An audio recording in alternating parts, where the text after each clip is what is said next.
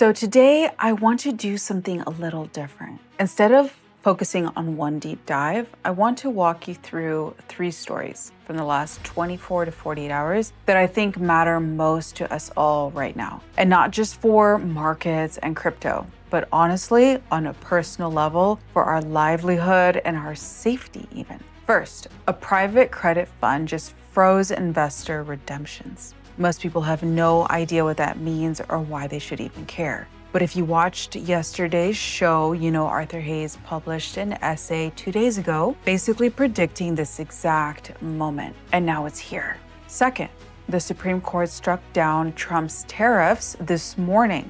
Markets got a small pump, and there's a $289 billion question buried in that ruling that almost nobody is talking about.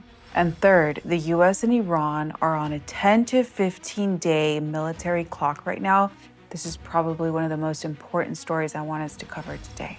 So essentially what's going on, a carrier strike group, military group, is moving into position, and the IDF is on high alert.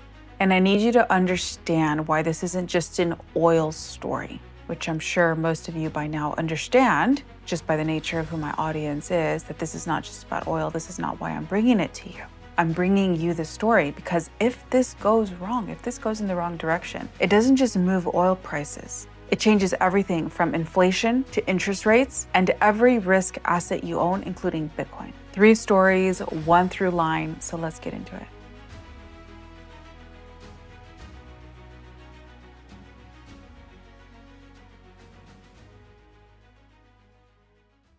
So story 1 has to do with Blue Owl and Arthur Hayes. And here's what happened. Yesterday, Blue Owl Capital permanently halted quarterly redemptions on a $1.6 billion retail private credit fund. That fund, called OBDC2, promised investors they could take out up to 5% of their money every quarter. Well, that promise is now gone. The fund is being wound down. Investors get 30% of their NAV back by late March, and then it's over. And that didn't come out of nowhere. In late 2025, Blue Owl tried to merge this fund into a larger public fund. Investors pushed back hard because that public fund was trading at a discount, which would have forced private investors to absorb an immediate 20% paper loss. By early 2026 this year, redemption requests had surged past 15%, forcing management to sell $1.4 billion in assets just to cover people trying to get out. And the market reaction was immediate. Blue Owl's stock dropped 10%, hit a 2.5-year low. Blackstone fell over 5%, and Ares fell 5 to 6%. The entire $1.8 trillion private credit sector repriced in a single day. And here's why this matters. Here's the structural problem. Private credit was sold to retail investors on a specific promise, better than bond yields, and you can get your money back quarterly. Blue Owl just proved the second part was conditional, not guaranteed. Think of it like this. Imagine a parking garage that charges premium rates and promises you can leave at any time you want. Until one day, the exit gate is locked. That's what essentially happened here. And analysts are drawing a very specific parallel to August of 2007, when BNP Paribas Bank froze 3 mortgage-backed funds. That was the first visible crack before 2008. Same mechanics. Illiquid assets packaged inside products that felt liquid until redemption pressure exposed the gap. That's how it always works. There's also a valuation transparency problem here. Unlike public markets where prices are set daily, private credit managers essentially mark their own homework. BlackRock just marked down one of its own private debt funds by 19% last month. The fear is that loan portfolios, many concentrated in software and SaaS companies, already being disrupted by AI, are worth far less than what's on the books. Now, 2 days before any of this happened, Arthur Hayes, as I covered in yesterday's video, co-founder of BitMEX, one of the sharpest macro thinkers in this space, published an essay called "This is Fine." And here's what he wrote directly. I quote, Bitcoin is the global fiat liquidity fire alarm. It is the most responsive, freely traded asset to the fiat credit supply. And his thesis? Bitcoin crashed from $126,000 to $60,000 while the Nasdaq stayed relatively flat. Most people call that a crypto-specific problem, but Hayes says no. He says Bitcoin is pricing a credit contraction that equities haven't caught up to yet. Do you see what's going on? The AI connection in his model is specific. He modeled what happens if AI displaces just 20% of America's 72 million white-collar knowledge workers, which is coming. Using Federal Reserve data, he calculated $330 billion in consumer credit losses and $227 billion in mortgage losses to banks. That's a 13% write down of total U.S. commercial bank equity. Regional banks fail first, then the Fed has no choice. He outlines two scenarios from here. Either the Bitcoin drop from $126,000 to $60,000 was the full move and equities eventually catch up, or Bitcoin falls further, below $60,000, as stocks and credit reprice the same shock together. Both paths end the same way. The Fed prints, and Bitcoin goes to new all-time highs. But his tactical advice right now is clear. And I agree, actually. Stay liquid, avoid leverage, and wait for the Fed to blink.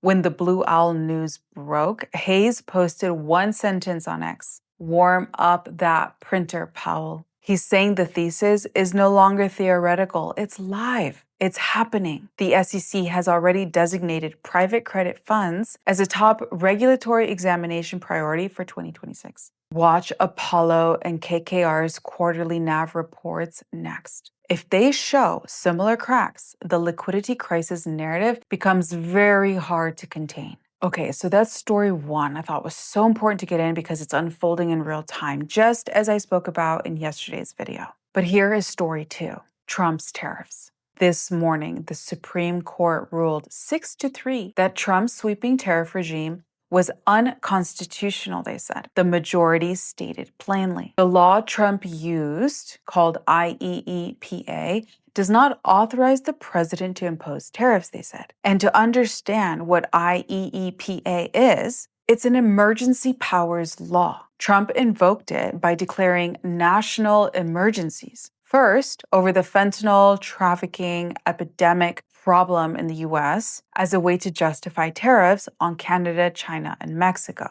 Then he invoked it over trade deficits to justify country-by-country tariffs on virtually every trading partner on Earth. The court said a trade deficit is not an emergency. You cannot use emergency law to unilaterally rewrite global trade policy, they said. But here's what stays versus what goes after this ruling. And this is important to get right. The reciprocal tariff, that was struck down. However, steel, aluminum, auto, and auto parts tariffs imposed under separate trade statutes, those stay. This is a significant narrowing, not a clean sweep. And Trump confirmed he is not done. Of course he's not done. He said publicly he'd been waiting many, many months for this decision, and without tariffs, this country would be in such trouble right now, he said. So expect executive orders using other legal tools, Section 301, Section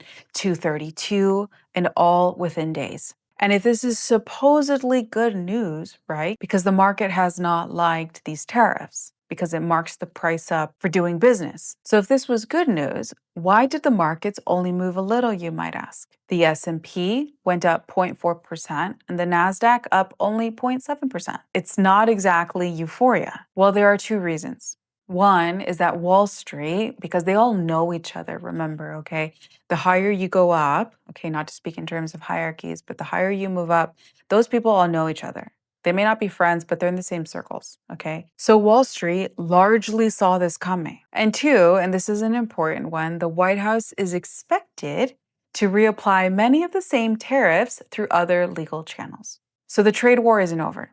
The legal vehicle, okay, through which they can get approved, changed, that's all, or is in progress or in transition right now. But here's the number almost nobody's discussing. As of January this year, the US had already collected $289 billion in revenue from the tariffs. The Supreme Court ruling, says nothing about whether that money gets refunded. So that battle is going to go to lower courts. And if refunds are eventually ordered, you are looking at a $289 billion fiscal wildcard sitting quietly in the background. And here is its connection to crypto and why it matters for Bitcoin. Tariffs were one of the primary forces keeping inflation sticky, and the Fed's hands tied on rate cuts. So if the reciprocal tariffs are genuinely gone, that removes a major inflationary input, which opens the door for the Fed to cut rates sooner, which means more liquidity in the system, which is historically very good for risk assets, including Bitcoin. But, the Iran situation I'm about to walk you through next could reignite the exact inflation this ruling just helped cool, and in a matter of days. These stories I'm bringing you today are not separate. They all connect and they all impact our Bitcoin holdings and our other crypto holdings. This week, Trump told reporters on Air Force One, and I quote, "We're either going to get a deal or it's going to be unfortunate for them," he said. He set a 10 to 15 day window, and that clock is running right now. A U.S. carrier strike group, a military group, is currently today moving towards the region. The IDF has gone on high alert. And Iran responded to Trump's statement by telling the United Nations that all assets of any hostile force in the Middle East are fair game if strikes occur. Do you understand what just happened, what was just said?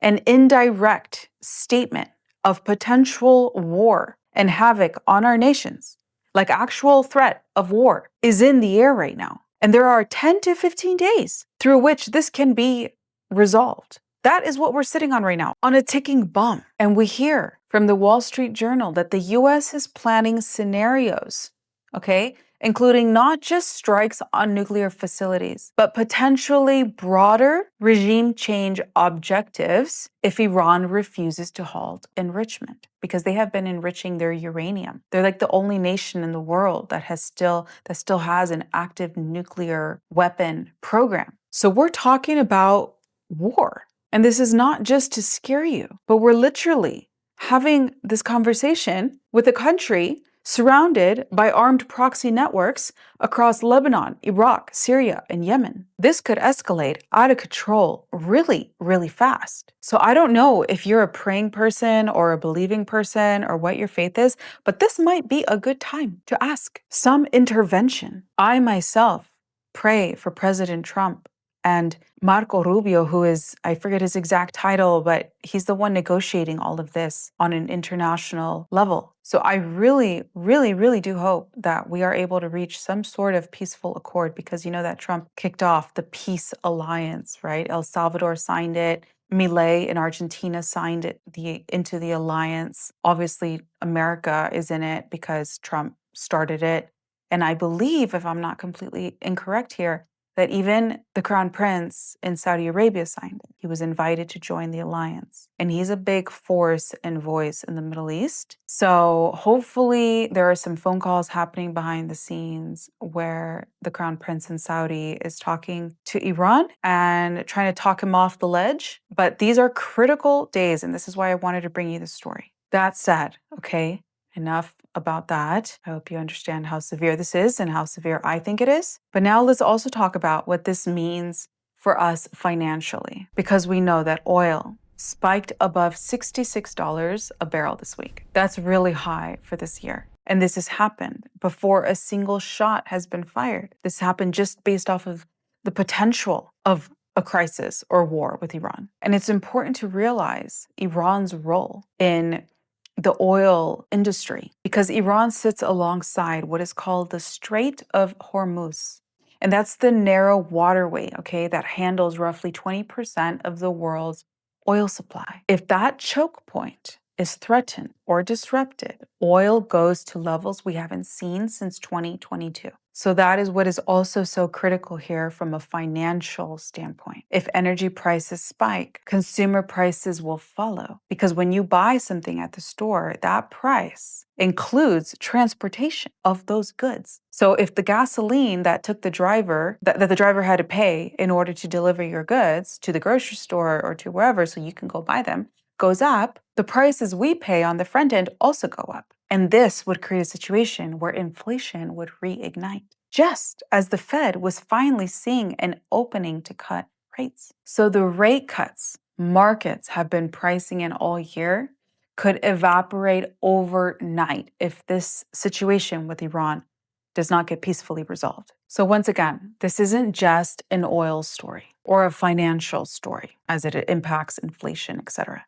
Iran has been enriching uranium, as I was saying, and they've been doing it at levels that multiple intelligence assessments now equate or place close to weapons grade levels. Do you understand what that means? That means they're producing enough enriched uranium that tells them logically they can deduce that must be for a weapon because they're enriching so much. So the question is no longer whether Iran could theoretically build a weapon eventually. We have many reasons to believe that they are. So if we do not resolve this peacefully, we could be seeing war. And if the US goes in with any sort of strike and they happen to have, nuclear weapons in other locations, not just on site, because remember, they have relationships with Russia and I don't know about China. Let me know in the comments if you know if they have a relationship with China. But if they have other nuclear weapons in other positions, and the US goes in, even if they go in like sniper mode, the way they did to take out Maduro in Venezuela, if they go in and they destroy nuclear sites, who's to say they don't have nuclear weapons in other locations, right? And they just said it would be fair game and they would retaliate accordingly, meaning those other weapons, wherever they are, and submarines or whatever, could strike the US. Okay? That said, we don't know if they have nuclear weapons. I'm just stating a potential hypothetical based off of how much uranium they're enriching. So if things go haywire with Iran, that could reprice the entire global risk framework overnight. So watch gold over the next 10 days. Arthur Hayes actually specifically flagged this. Gold surging while Bitcoin fails is his signal that a deflationary risk-off credit event is building in the background. Gold is telling us something right now. So as we wrap things up, I know it was a bit of like a scary or like alarming type of a video, but I thought it was very, very important to bring this to you so you would be aware, not freak out if Bitcoin drops some more. Realize, as Arthur Hayes said, Bitcoin is the fire alarm. It is signaling to us what's going on in the broader market. And ultimately, there will only ever be 21 million Bitcoin ever. So ultimately, it is the scarcest asset on the planet, but it's also the most liquid of the scarcest assets.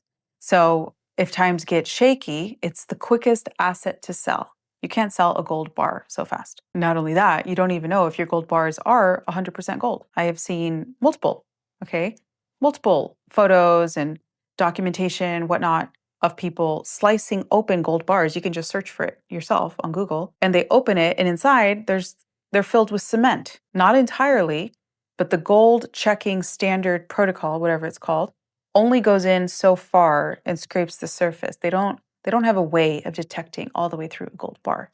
So ultimately, Bitcoin, in the long run, is the scarcest asset on the planet. But in the meantime, also the most liquid and gets hurt and hit first and the fastest. Anyway, after everything that I've shared with you today, what I want you to understand, though it may not be the most positive news, is that a Supreme Court ruling just removed one of the biggest inflation inputs of the past year. That's potentially good for liquidity and good for rate cuts, and historically good for Bitcoin too. Next, today we also covered a private credit fund just froze.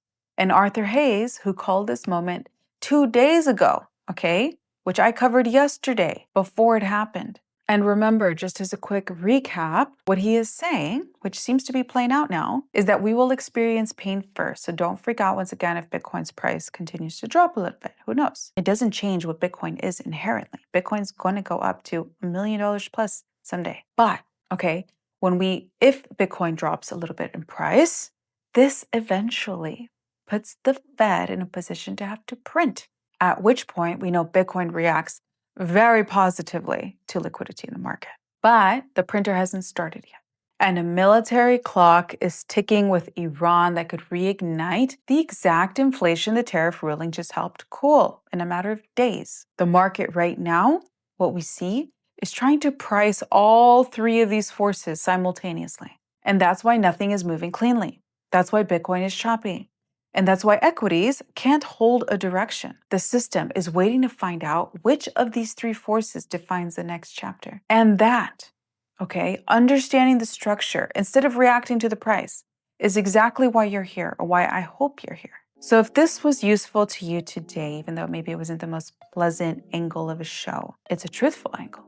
And I think it's a very, very important angle for you to understand right now. Anyway, that's a wrap for today's video and for this week of content. Like the video if you gained any value, and share it with somebody who needs to know what's going on. And then of course, subscribe if you haven't already, because it means the world to me if you only know. I love you guys, and I'll catch you guys here on Monday. Take care.